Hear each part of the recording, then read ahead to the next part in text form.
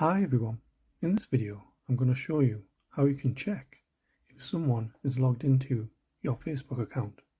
So if you find this video helpful, please give it a like and make sure you subscribe for more useful tutorials.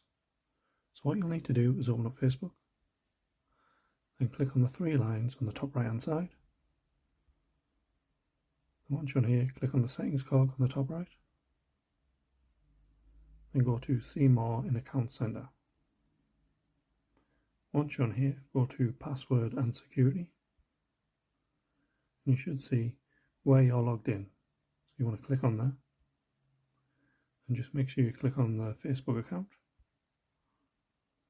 And then you'll see all the accounts that are logged in. So if there's any that you see that don't belong to you, or any devices, you can click on them.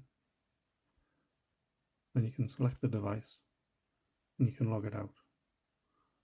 So that's how you can find out if anyone's logged in to your Facebook account. Thanks for watching.